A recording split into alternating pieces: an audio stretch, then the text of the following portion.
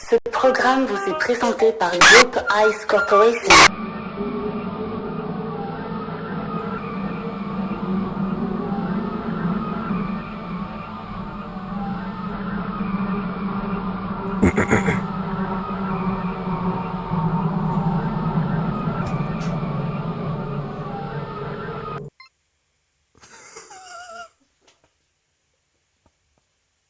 Ah, on n'a pas entendu!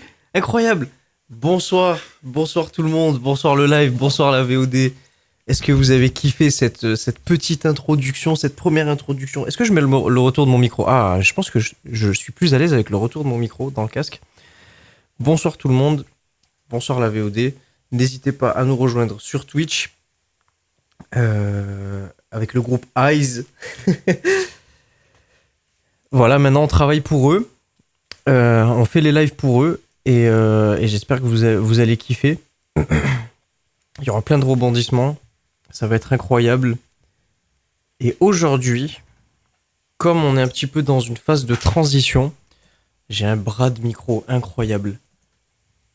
On est dans une phase de transition, là je démarre les lives sérieusement.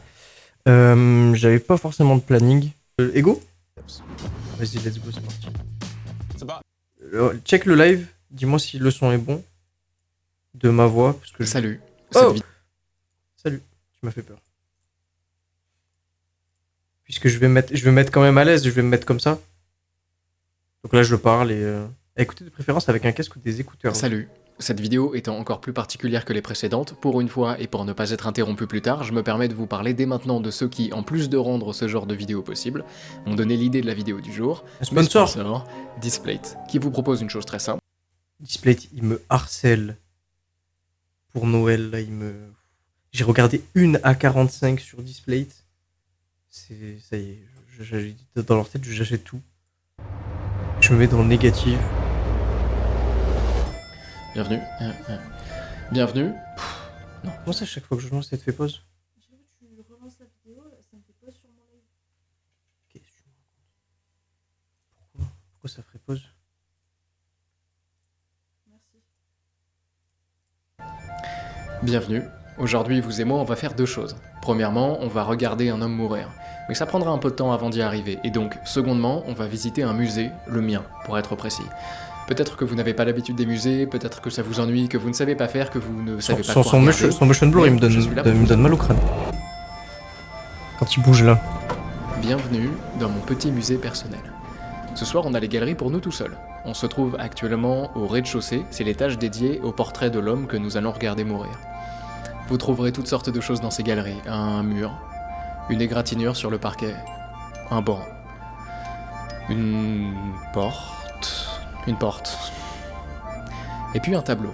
Ah oui, non, bah lui il est pas au bon endroit, il devrait être plus bas. Je suis désolé, premier coup de gueule, et qui n'est pas des moindres. Comment c'est possible que des mecs comme ça sortent des vidéos en full 3D, et moi j'ai demandé 2 plans à Benoît, il a fallu que je le harcèle pendant 6 mois et demi.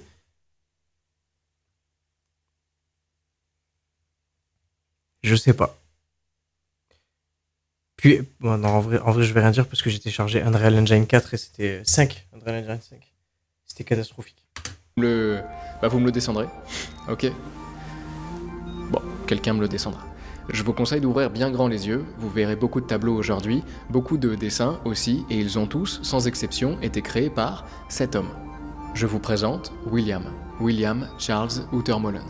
Mais on l'appellera juste William. Je vais pas vous faire une description détaillée de sa vie. Willy, il est né aux on peut États-Unis, l'appeler Willy. école d'art aux États-Unis, puis à Oxford en Angleterre. Artiste. C'est un artiste. Un peintre, plus précisément. Là, il a 22 ans. J'aime beaucoup ce dessin. Il est assez petit, il fait 28 cm sur 21. Des gros coups de crayon, des oreilles disproportionnées, Il est un abominable. visage tout en longueur, un front très blanc. Mais moi surtout, j'adore ses yeux. J'ai l'impression qu'ils veulent me dire plein de choses Oh là là, tu sais à qui il ressemble?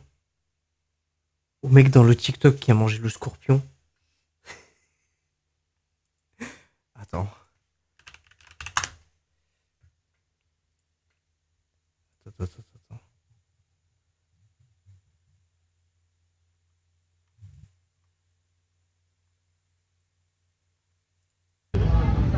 C'est lui.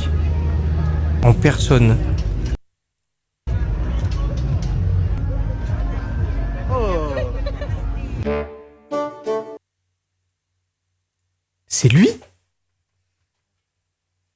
désolé, mais c'est lui.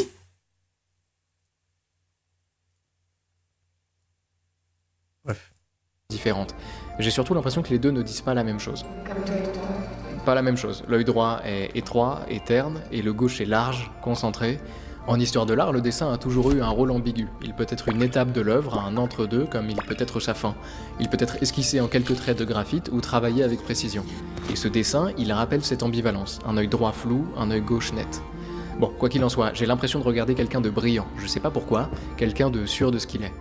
Bon, on a plein de tableaux à regarder, on va pas s'attarder. Là, c'est l'étage des portraits, je vous le disais. On y trouve beaucoup d'autoportraits. C'est pratique parce qu'on peut voir l'évolution de William au fil des années. Celui-là, je l'aime bien. C'est William qu'on va voir mourir. Dessin. Ça, c'est une peinture à l'huile. Il a 24 ans, là, dans ce qu'on appelle un portrait au pied. Un portrait d'un individu de la tête... Ah, il a dit Ah, d'accord. De la tête aux pieds. Ici, William est jeune en tout point. La tenue, la posture, le regard. Je comprends pas trop son regard. J'aime bien sa posture. Un brin d'herbe, un jeune.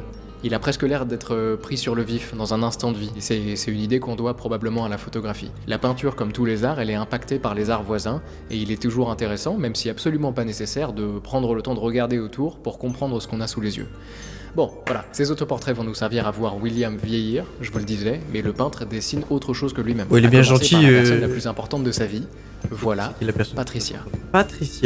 Patricia, qu'on appellera souvent Pat, c'est la femme de Patou. William. on va l'appeler Ils se sont Patou. rencontrés quand le peintre est arrivé à Londres pour étudier à Oxford. Lui, il est artiste, elle est historienne d'art.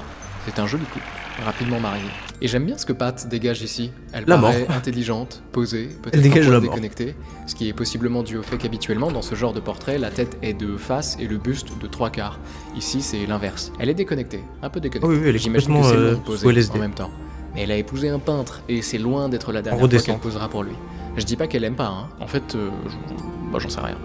Je regarde juste la toile, comme vous. En tout cas, il y a de la tendresse, dans les yeux de Pat comme dans la touche de William. Ça, Elle pour est l'immersion, texturée il a avec mis des tons pastels. une sorte Il d'écho ne dans dessine sa pas voix, c'est n'importe horrible. qui, il dessine une personne pour laquelle il ressent une tendresse sincère. Bon, voilà, maintenant que vous connaissez Pat et William, on va pouvoir passer à la suite. On aurait encore beaucoup de portraits à regarder ensemble ici, mais je suis assez pressé de vous montrer l'avant-dernier étage. Donc on va descendre. On va regarder l'histoire de Patou et Willy. Le temps du trajet, je vous explique rapidement le fonctionnement du musée. Ce dernier est entièrement dédié à la carrière de Monsieur Woutermolen. Son parcours artistique est très simple à comprendre, il est divisé en 6 grosses parties, 6 grands cycles de peinture. En gros, chaque étage qu'on va visiter, c'est un cycle de peinture différent, et plus on descend dans les étages, plus les années passent dans la carrière du peintre. En gros, on va le voir vieillir au travers de ses peintures. Bon, on passe le premier cycle de William, c'est un cycle qui s'appelle le Mythologicals. J'en ai aucune peinture ici. J'ai un peu honte, j'ai pas réussi à en dénicher, mais j'ai laissé un étage vide malgré tout, le Je sais moins pas où 1 ils vont en nous dommage. emmener là. Voilà pourquoi on descend plutôt directement au moins. Et d'ailleurs on y arrive. Je vous laisse me suivre. Et j'espère que c'est toi Bienvenue son au vraiment, moins 2. costaud. Voilà l'étage du cycle de Dante. William, en 1965, alors qu'il a 33 ans, 32 ans, il est fasciné par le fait que dans l'Italie du XVe siècle, n'importe qui était capable de citer des passages du grand poème de Dante Alighieri, la Divine Comédie. C'est un long poème qui raconte le voyage de Dante en enfer, puis au purgatoire, et puis au paradis. C'est l'un des premiers grands textes à avoir été écrit en langue vulgaire florentine plutôt qu'en latin, et ça l'a rendu accessible à un public beaucoup plus large que les élites lettrées de l'époque. Et William, lui, c'est un homme du peuple. Il est enfant d'immigrés de première génération, il naît dans le sud de Philadelphie, il fréquente des classes sociales moyennes et ouvrières, et pour lui, le fait qu'un commerçant, qu'un ouvrier soit capable au XVe siècle William, de il est né citer dans des la- passages de Dante, ça lui parle très fort. Dante, on l'appelle le poète des cordonniers et des boulangers, comme le père de William. Et donc, ce dernier base son second cycle sur l'une des parties Dans la de la street. Divine Comédie. Je vous laisse deviner laquelle.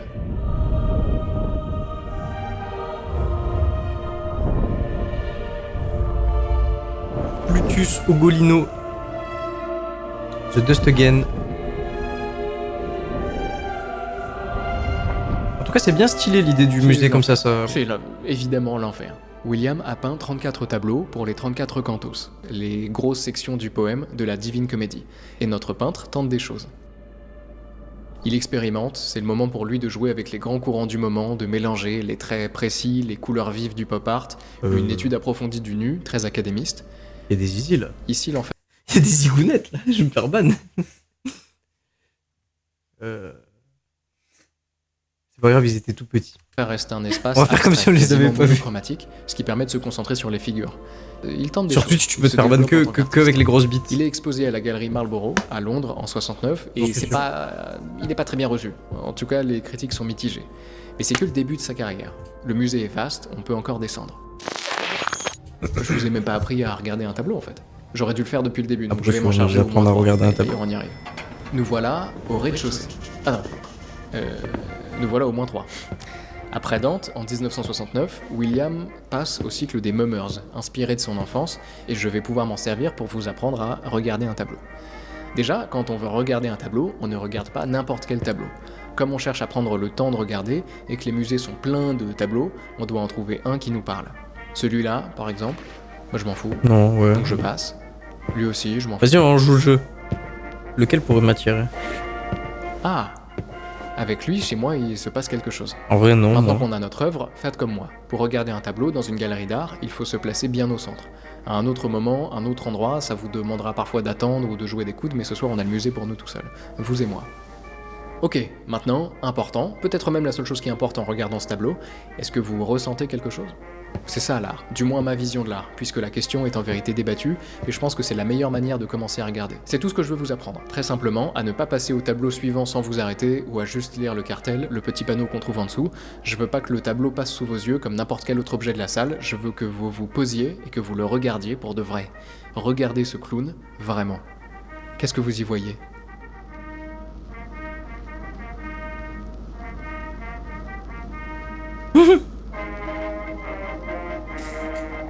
Moi, je peux vous donner mes réponses si vous voulez. Elles sont banales, hein, vous allez voir. Je vois un homme triste, un peu pathétique. Ouais, mais qui pleure, son quoi. visage couvert de poudre blanche qui descend même pas jusqu'à son cou, son petit chapeau pas centré, ses commissures de lèvres tombantes, ses larmes dessinées.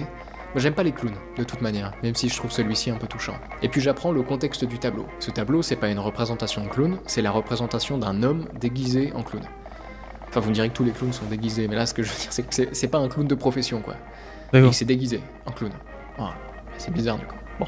Toute la collection en fait, ce sont des représentations de gens déguisés, et ils participent à la grande parade de fin d'année de Philadelphie, qu'on appelle la Mummers Parade, en français, la parade des mimes. Pour l'instant, ces tableaux, il y en a pas un qui me parle.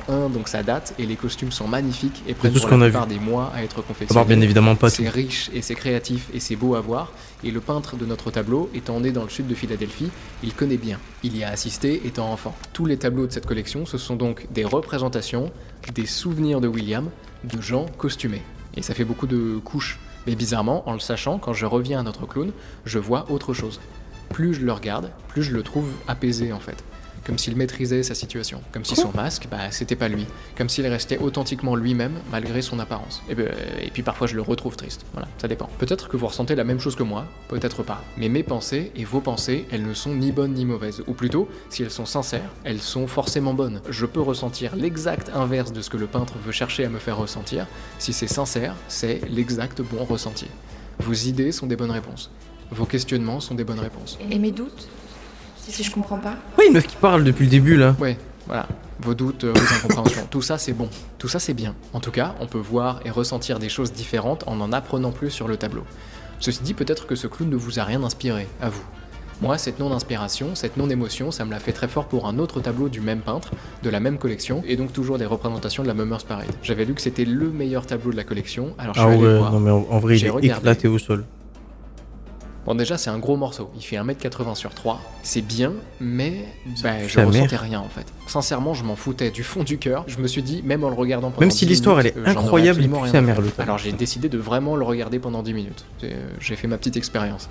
J'ai tout regardé. Les mains, les visages, cette colonne bizarre. Au-dessus de ça, la tête de mort, là, le fond bleu, les étoiles et les bandes blanches, et puis les rouges. Je regarde, j'essaye de patienter, mais après 3 minutes, c'est impossible pour moi de tenir plus longtemps. Je m'en fous sincèrement du fond du cœur. Je saurais pas le dire autrement. Du fond du cœur, je m'en fous. Même avec le contexte de la collection, ça me fait rien.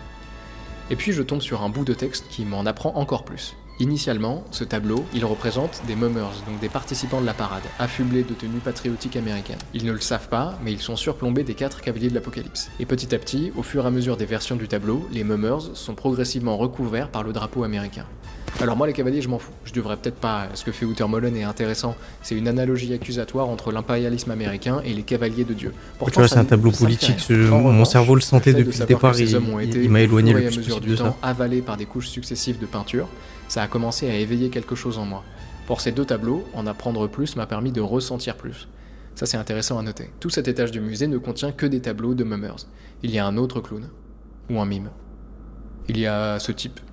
Alors lui, pour le coup, contexte ou pas, il est triste, hein, ou fatigué, en grosse journée. Ouais. Il y a ce tableau Beaucoup d'impôts. que j'aime beaucoup. C'est du flamboyant dans les rues tristes de Oui, les Philadelphie. sais ils C'est un sont petit techniques, soleil mais qui sépare le gris, je sais pas, il me comme parle pas, Moïse. et je J'ai sais l'impression pas de trop. regarder un univers entier, condensé, porté par deux pieds qui déambulent dans les allées froides d'une grande ville quelconque. J'aime bien cette collection, les Mummers. William continue à être créatif, il se plonge dans son identité, dans ses origines, sa jeunesse dans le sud de Philadelphie, et surtout, dans ses opinions politiques. Moi, je le dis surtout parce que ça lance correctement notre descente à l'étage d'en dessous. Moins 4. Jolie plante. Tu sais que là, il veut tuer quelqu'un? Ils font un screamer, là. Genre derrière un angle d'un mur ou quoi, il nous démolit, là. 1972, quelques années après le vrai lancement de l'engagement militaire des États-Unis au Vietnam. Au total, c'est plus de 3 500 000 Américains qui sont envoyés au front, souvent des jeunes qui ne comprennent pas ce qu'ils font là-bas. Des gamins paumés, parfois enthousiastes à l'idée d'aller défendre ce qu'ils pensent être les intérêts de leur patrie en Asie, souvent juste des gars qu'on a enrôlés de force. Des millions de jeunes hommes qui voulaient devenir médecins, ou boulangers, ou artistes qu'on arrache à leur famille, à leurs amis, pour aller se battre à des milliers de kilomètres de chez eux, dans une jungle étouffante, pour éviter l'expansion du communisme en Asie du Sud-Est. Nickel. Tout ça pour perdre en plus. William, il trouve la chose absurde. Tout ça pour perdre. C'est sale. Comme c'est s'il honteux, savait c'est avant triste. de... C'est ça qu'il peint. Ça, c'est la peinture à l'huile que je préfère de cette collection. C'est vert, c'est la jungle. Le trait est précis. Deux hommes en encadrent un autre, au centre, probablement mort. Un petit gars, comme eux. Sauf que lui, il est mort. Il est étendu sous une plante qui rappelle un palmier. C'est pas anodin le palmier. Dans l'iconographie chrétienne, c'est un signe de martyr. Ce qu'on appelle la palme du martyr, c'est l'attribut des saints qui ont subi le martyr. Et si la blancheur cadavérique du soldat du milieu est expliquée par sa mort, celle des hommes qui le gardent, une blancheur identique, En vrai, s'explique le moins. poteau, il nous fait un Sont-ils cours vraiment d'histoire, là. vivants? Histoire de Les l'art. traumatismes de la guerre du Vietnam n'ont-ils pas tué leur humanité, éteint leur flamme? Ne sont-ils plus que des coquilles? William plaint ces hommes. C'est du gâchis. Mais c'est pas notre histoire, à nous. La nôtre, elle nous demande de continuer à descendre. Et on arrive bientôt à ce qui nous intéresse vraiment. Bienvenue à l'étage du cycle des nus. Tout est doux, couleur Des nus. peau, Oula, plein de non, peau des différente. nus. Ah, je sais pas si on va continuer ce react. Déjà, premièrement, parce que je trouve que les tableaux puent grave la merde. Et deuxièmement, parce que je sais pas si on va en sortir quelque chose de concluant ou qui va nous retourner le cerveau. Waouh, on va se dire, oui, William, il en a dans le cerveau. Non, il avait un bon coup de pinceau. Faut pas dire. Mais à notre époque, il aurait fait des miniatures YouTube, quoi. Il nous aurait pas cassé les couilles. Je rigole. Le mec ultra violent. Non, bah non, il y a un étage des nus et tout. On démarre à peine la chaîne, là. On va pas trop... Non, qu'est-ce que vous... Ou sinon, je peux le sauter. Qu'est-ce que t'en penses? On continue, je le saute. Mais si je le saute et qu'il dit des trucs importants pour la suite... Tiens, regarde, en fait, ça passe vite. Regarde, il y a des canapés, là. Il réalise malgré tout 2 grandes fresques pour une synagogue et pour un hôpital, mais sa En carrière... vrai, t'as pas répondu. C'est que je dois en conclure que ça pue la merde, là, la vidéo. Parce que je sais pas s'il peut nous apporter un retournement de situation. Ouais, je sais pas. Bah, il en a fait des bonnes vidéos égaux. J'espère qu'il nous prépare un rebondissement. Lentement, ralenti. Bienvenue au rez-de-chaussée. L'étage des canapés. Ouais, ok. Bienvenue au moins 6. C'est très important, essentiel. Et je suis très pressé de vous en parler. C'est très important et essentiel.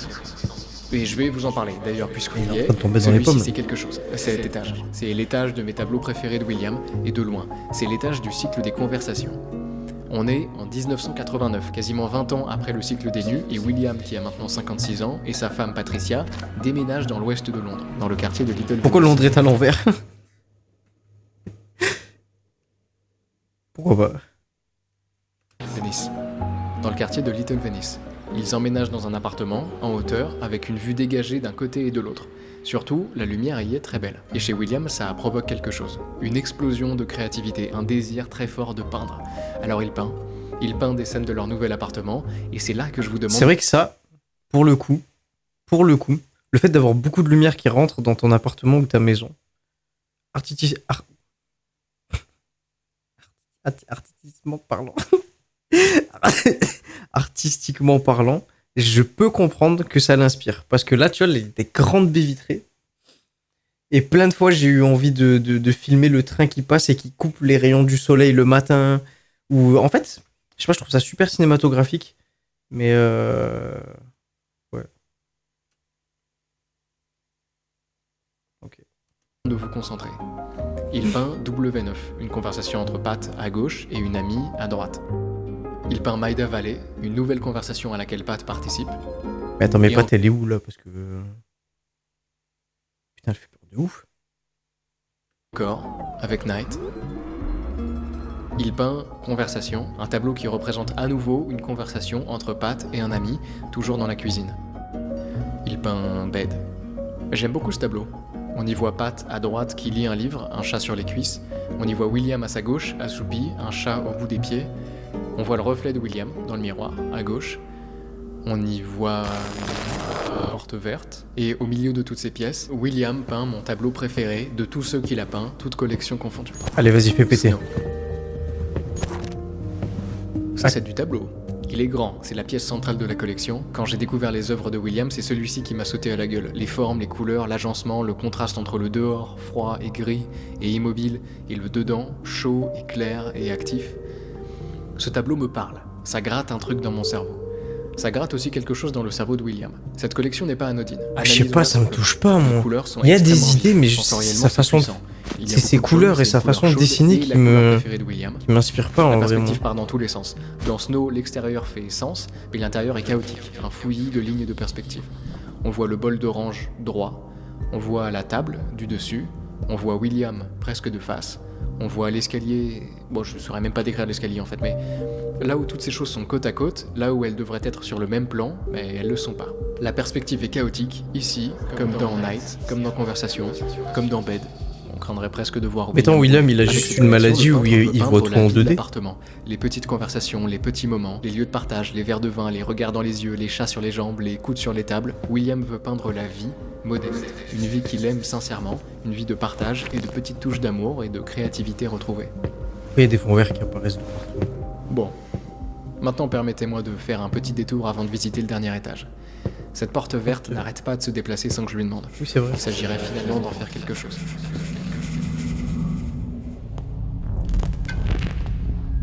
Et voilà le cerveau de William. On a pu l'extraire après son décès. Voilà le cerveau de William. Et s'il dit on a pu l'extraire... Non, c'est pas possible. Un cerveau sain, Ah, voilà. a priori, d'homme de 56 ans. Mais pas tout à fait. On est en 1990. Ah, William, il est se malade. passe quelque chose dans ce cerveau. Peut-être qu'il voit vraiment en 2D. Non. Ça n'existe pas.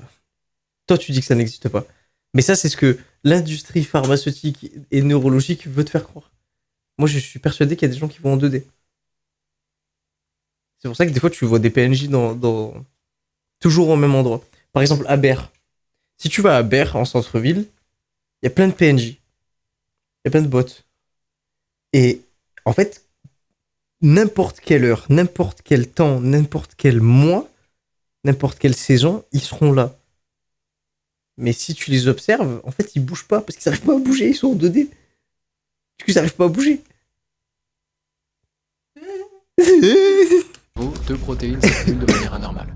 La protéine bêta-amyloïde qui forme des plaques entre les Attends, cellules on nerveuses. remet un petit peu en arrière. Mais pas tout à fait. On est en 1990 et il se passe quelque chose. Dans ce cerveau, deux protéines s'accumulent de manière anormale.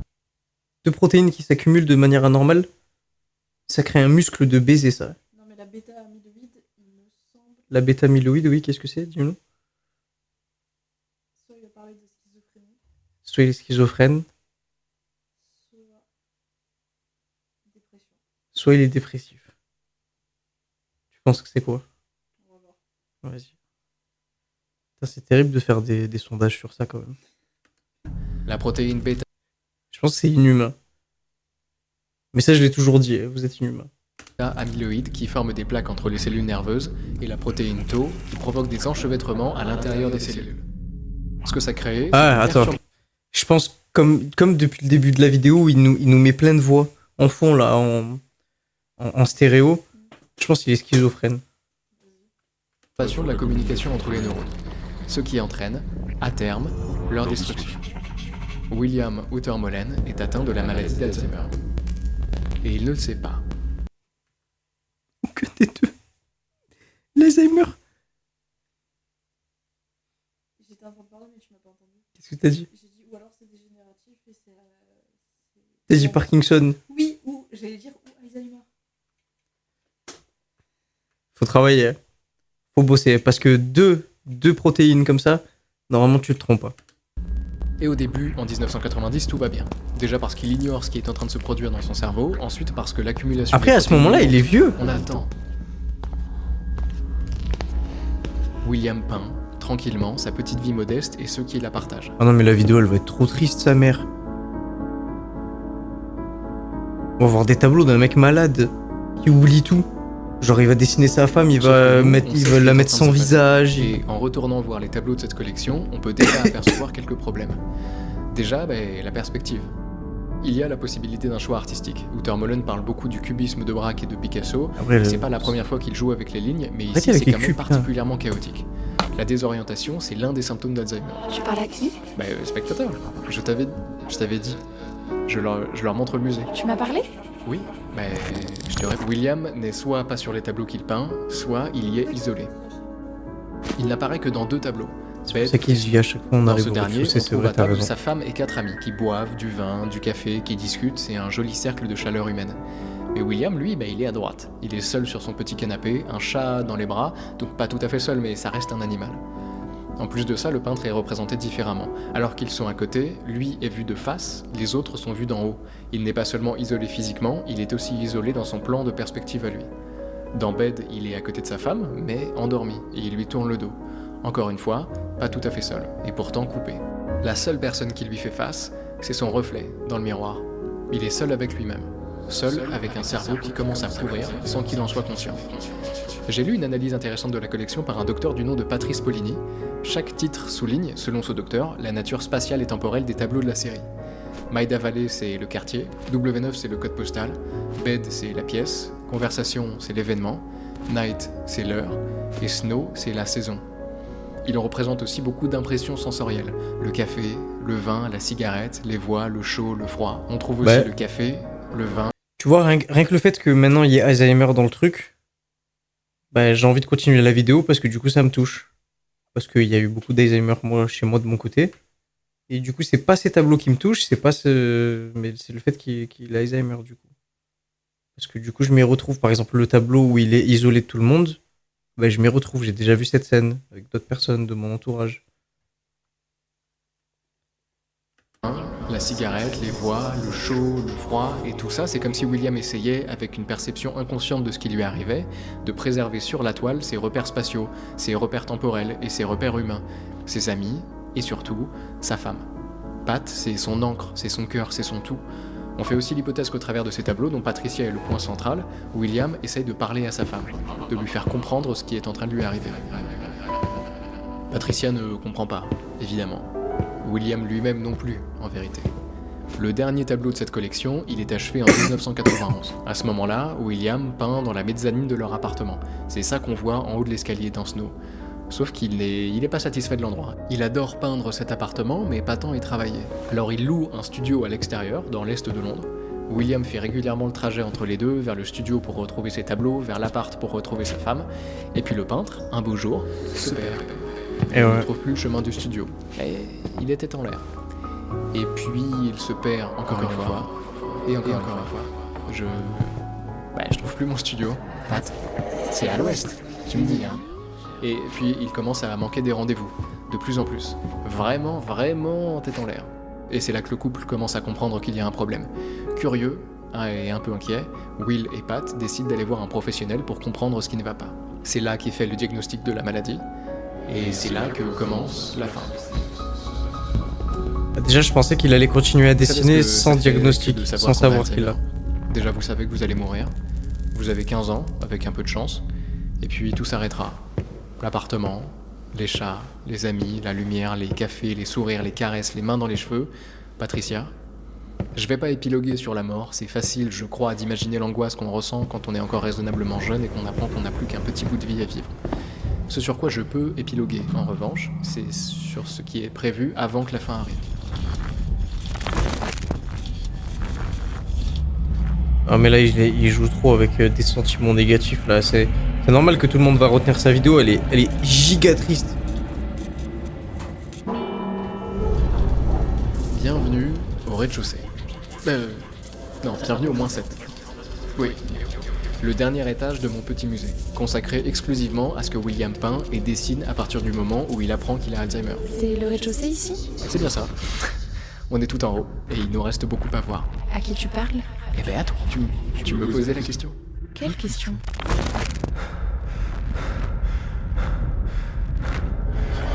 Après son diagnostic, à l'hôpital, un infirmier du nom de Ron Isaacs conseille à William de continuer à peindre.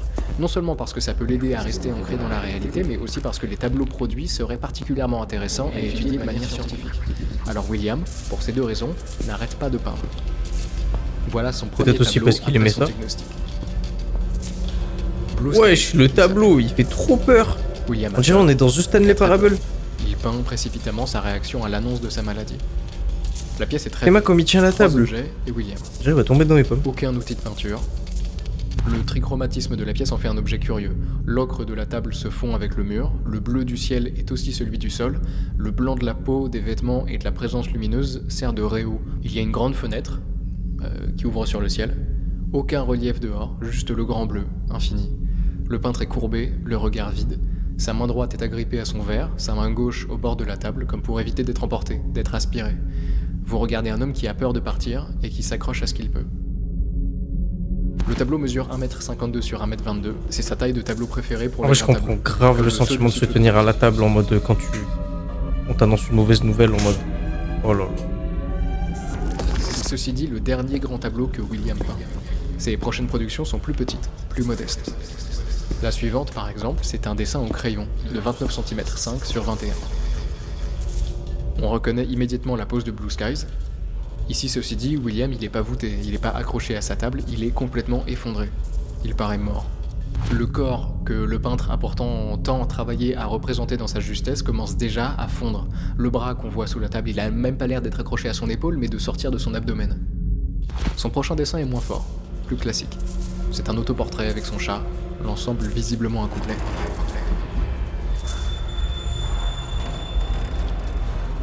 Et je disais- C'est assez terrible d'assister à Voilà, ça. on est au rez-de-chaussée et on trouve des portraits de William. Là, il a 22 ans. Là, il a 22 ans. J'aime beaucoup ce dessin, il est assez petit, il fait 28 cm sur 21.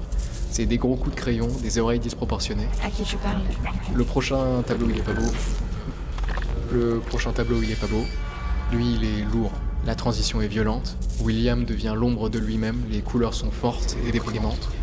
Le jaune qu'il aime tant disparaît, remplacé par du rouge, la souffrance, le vert, la maladie, et le noir, la mort. Le noir est vraiment pesant, les traits sont pâteaux. William perd lentement sa capacité à peindre, son geste s'alourdit, le bras comme plongé dans du La main qu'il a entraîné, le geste. La main qu'il a entraîné, le geste qu'il a affûté pendant des décennies d'études et de pratiques, il voit tout, lentement, pathétiquement, régresser. Oublier plus rapidement qu'il a appris. Comme s'il était arrivé tout en haut de son seau et qu'il n'avait plus rien d'autre à faire que de se regarder tomber. Son propre cerveau est en train de lui arracher la possibilité de faire ce qu'il aime le plus, l'activité qui le définit en tant qu'individu. William? La partie avant du crâne de William. Oui, l'endroit où on lui a dit que résidait la maladie, elle est bien entourée, bien dessinée. Son regard est presque mort. J'ai l'impression de retrouver un peu de vie dans son prochain. Ici, ses yeux sont pas morts, mais ils sont fatigués malgré tout. Et pourtant, ils sont l'élément le plus soigné. Et pourtant, ils sont l'élément le plus soigné de toute la composition, ce qui facilite l'empathie. C'est mieux, mais ça va toujours pas. Il boude, putain. Parce que Il a raison. je sais que William est mangé à petit feu. Des gamins paumés, parfois enthousiastes à l'idée d'aller défendre ce qu'ils pensent. Il n'y a pas de remède à Alzheimer. Personne ne guérit jamais d'Alzheimer. Si tu l'as, tu sais ce qui va se passer. Tu sais que ce que tu es en train de vivre à ce moment-là, c'est le meilleur état dans lequel tu seras jamais plus. Chaque jour qui viendra sera pire. Il a la tête penchée en avant, ses joues sont tombantes, son regard est résigné, fatigué. La partie avant de son crâne est encore bien délimitée. Sa maladie l'obsède. Mais il continue à se battre. Chaque autoportrait complété, William le montre à son infirmier, Ron. Et ce dernier, en retour, il passe au studio du peintre pour photographier ses œuvres. L'infirmier est non seulement intéressé par la combativité d'Utermolen, l'infirmier est non seulement intéressé par la combativité d'Utermolen, mais ses peintures représentent une ressource scientifique inestimable, dont sera d'ailleurs tirée une étude médicale, publiée en 2001 dans le Lancet. Mais quel jour, William? William, lui, il essaye de survivre. Il s'accroche à la vie, il sait qu'il part, il sait ce qu'il perd. Il est régulièrement testé par des docteurs. Ça fait vous quel jour on est, monsieur Utermolen? Et quel mois? Quelle année? Où est-ce que vous vous trouvez? Essayez de retenir cette liste de mots. Voilà une addition, trouvez le résultat. Est-ce que vous reconnaissez cet objet, William? Et cette forme, William? Je sais pas. Le reste, non plus. Mais je t'ai pas posé de questions. Tu m'as demandé. Le cerveau de William se fait grignoter, assez pour rater ses tests, pas assez pour ne pas s'en rendre compte. Il sait ce qui se passe. Les docteurs testent un cerveau presque mort, et le cerveau est encore assez en forme pour en souffrir. William. Ces mêmes docteurs lui annoncent que le diagnostic de la maladie ne sera pas absolument certain avant qu'il ait été autopsié, après qu'il soit mort et que son corps soit découpé. À partir du moment où il l'apprend, cette idée l'obsède. Il en parle tout le temps. Ils vont découper ma tête, ils vont m'ouvrir le crâne et me cisailler le cerveau, et l'observer de près. Ils vont découper ma tête. Ils vont me découper. Et tu seras toute seule. Mais je t'ai pas posé de questions. Et ça, après, c'est J'oublie. et tu seras Je toute sais seule. que j'oublie. J'oublie les autres et je m'oublie moi. Perdre ses souvenirs, c'est pas juste laisser filer des prénoms ou les images de ce qu'on a fait hier. Ce qui fait de nous, c'est aussi des souvenirs de ce qu'on a fait, de ce qu'on a pensé. Imaginez vous réveiller un beau matin sans n'avoir pas la moindre idée de ce que vous avez fait avant de vous réveiller. Et pas seulement hier, mais le jour d'avant et le précédent. Imaginez regarder en arrière et ne rien voir. Aucun souvenir, aucune pensée, aucun visage. Vous êtes juste assis, effrayé, sur votre lit, à vous demander ce que vous faites là, à vous demander qui vous êtes. Et le temps que vous vous penchiez sur la question, apeuré, épuisé, le temps que vous commenciez à remettre des pièces en ordre, vous oubliez tout. Votre cerveau toujours plus sévèrement rongé par la maladie. Et vous recommencez. Un réveil, apeuré, une inconnue qui vient vous rassurer et vous dire qu'elle vous aime. Vous qui luttez avec vos souvenirs. William meurt tous les jours sans se souvenir à chaque fois de ses morts précédentes. Bienvenue. C'est vrai que si on devrait faire une Visage petite est tier assez list qui des pires maladies, tend elle la serait, mort, ça la serait en vraie. S. elle. Mais il peint. C'est un petit miracle. Hein. S'il est capable de continuer à peindre, c'est qu'il garde un morceau de conscience intact, qu'il n'a pas complètement perdu pied avec les réalités. C'est un miracle, une bonne nouvelle. Sauf que non. Le dernier refuge face à la souffrance, face à la terreur, idéalement avec Alzheimer, c'est l'oubli. L'oubli qui vient calmer, qui vient effacer, qui vient anesthésier. Mais voir William continuer à peindre aussi longtemps, c'est comprendre qu'il ne perd pas complètement pied. Il ne perd pas assez pied pour ne plus savoir qu'il perd pied. Et il souffre encore plus violemment de ce qui lui arrive. Chaque jour de plus à ne pas s'enfoncer plus sévèrement dans la folie, c'est un jour de plus à souffrir. Il peint, une dernière fois, sa femme, Patricia. Et j'aime bien ce que Pat dégage ici. Elle paraît intelligente, posée, peut-être un poil décrit en plus d'être difficilement reconnaissable, ne ressemble plus vraiment à ça. En 97, elle a même plus les cheveux rouges, mais William, à ce stade, il peint de mémoire, enfin des bouts de mémoire qui sont pas encore détruits, des souvenirs plus profonds, plus profondément enfouis dans les recoins de son cerveau. Contrairement au portrait précédent de Pat, ici elle regarde William. Elle est dévouée. Elle voit son homme partir, sa conscience se délier, mais elle n'hésite pas à poser en le regardant droit dans les yeux. Dans bed, il est à côté de sa femme, mais endormi, et il lui tourne le dos. Malgré l'acidité de l'orange et des proportions curieuses, on retrouve une certaine tendresse dans le regard de Pat. Elle semble heureuse de poser pour l'amour de sa vie, qui lui rend bien son dévouement. Ce tableau, c'est l'une des pièces les mieux réalisées de la série. Par moments, William, il comprend très bien ce que vit celle avec laquelle il a partagé sa vie. Quelle horreur de voir celui qu'on aime partir, et de le voir partir de manière si difficile. Aujourd'hui, c'est lundi, William. Il la voit, le regarder, s'oublier.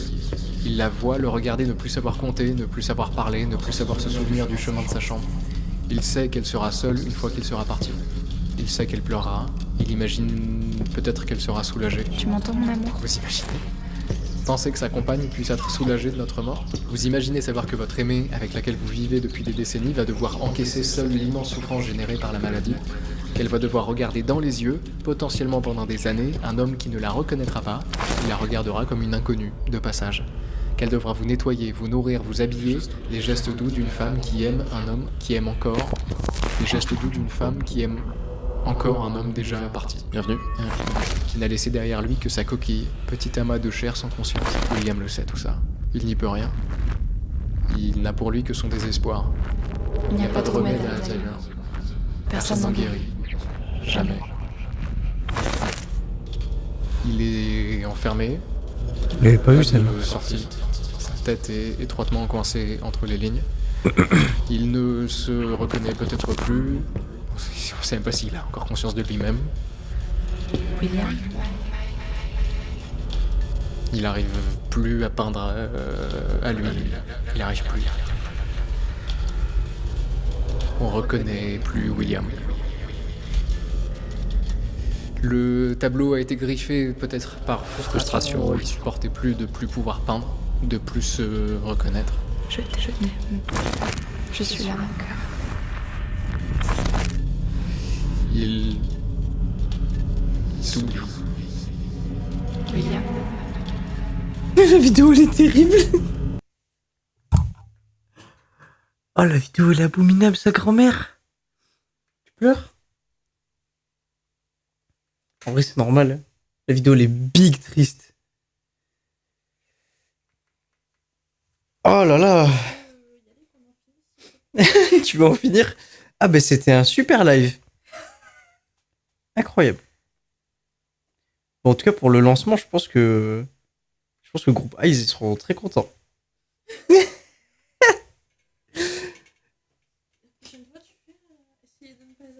La prochaine fois, tu sais quoi? On fait essayer de ne pas sourire, de ne pas rire, de ne pas... tout ce que tu veux. Allez, dernière minute.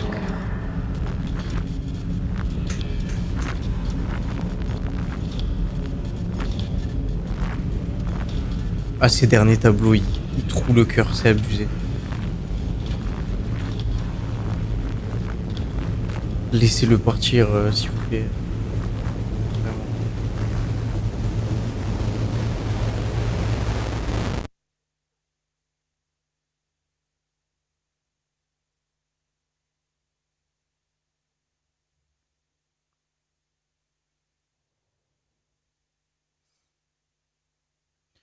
Ouais, très beau message de fin.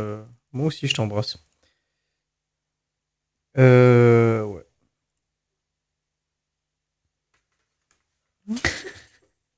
Je crois qu'il y en a qui vont devoir prendre des petites tisanes à la camomille là, avant d'aller dormir.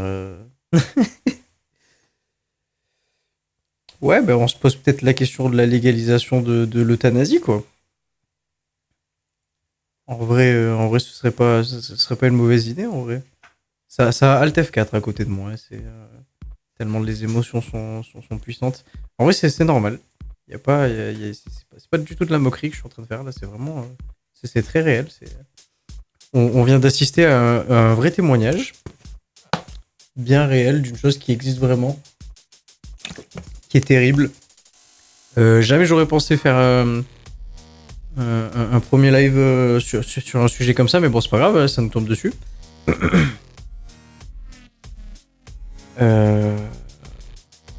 Ouais, là, faut meubler là. Là, faut meubler pour pas que tout le monde aille se suicider, faire un suicide collectif.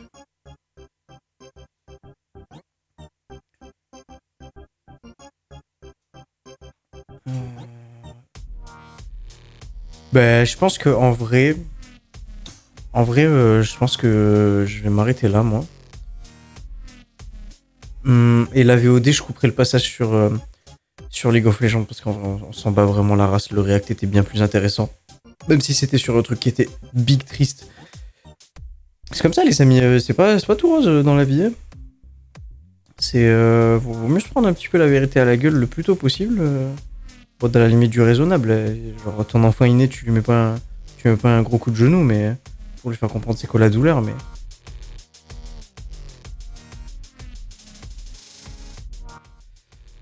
Ouais. Ouais, vraiment, à se poser la question de... Est-ce qu'il aurait pas fallu laisser la personne partir au moment où elle voulait partir? Parce que, putain, ces derniers tableaux, c'était des tableaux de la détresse. Genre, tu mets sur une feuille blanche A4, aidez-moi, s'il vous plaît, tu le plaques, c'était la même chose. Tu reprends une feuille blanche A4, tu marques j'ai envie de canner sa grand-mère, tu le plaques, c'était exactement la même chose. C'était assez terrible. Enfin bref. Écoutez, pour les gens qui regardent la VOD, n'hésitez pas à aller nous rejoindre, ça va? Quoi? Il t'a pissé dessus? Oh merde. Pour les gens qui regardent la VOD, pardon. N'hésitez pas à nous rejoindre sur Twitch. Je dévoilerai. N'hésitez pas à nous rejoindre aussi sur les réseaux sociaux. C'est GoBack de partout. TikTok, Instagram. Et je dévoilerai très prochainement les dates des lives. Je pense en faire 3 par semaine. Je pense que c'est un bon quota. Parce que faire des lives juste pour faire des lives, moi ça m'intéresse pas. Faire des lives, 3 lives par semaine, en fait, ça va me permettre moi de les planifier, de savoir à l'avance ce qu'on va faire et de vous proposer des trucs vraiment stylés et qui seront pas chiants à regarder. Ou en mode. Pas chiant, parce que c'est méchant de dire chiant, mais useless. En gros, inutile complètement. Genre en mode. Je fais un live de 5 heures où pendant 5 heures je suis en train de jouer et faire ma vie et je cale à personne. Bref, ça, c'est pas intéressant ça. C'est pour ça que dans la VOD je couperai le passage de League of Legends, je mettrai que le react parce que on s'en fout complet de League of Legends en vrai, c'est plus sa mère de mettre League of Legends en VOD. J'aime pas mettre le micro en haut comme ça, mais c'était le seul moyen de caler mon micro parce que en gros si vous voulez le micro, la façon dont vous le mettez, ça va capter des fréquences différentes. Et le foutre en haut, ça capte des fréquences dans ma voix que j'aime pas du tout. Et en plus, il est branché sur un préampli que j'ai réglé pour l'avoir très proche de moi, genre comme ça. Là, normalement, la voix, c'est... Il y a pas mieux comme ça. Et là, comme je suis un petit peu loin, je vais devoir refaire des réglages. Mais bon, ce sera mieux pour les prochains lives. En tout cas, je vous souhaite de très bonne soirée, une très bonne journée pour ceux qui regardent. Merci d'avoir été là, merci d'avoir regardé sur la VOD, merci de donner de la force. Et puis on se retrouve... très prochainement pour des nouveaux lives. Comme je vous dis, restez à l'affût sur les réseaux. En story, je mettrai les dates des lives.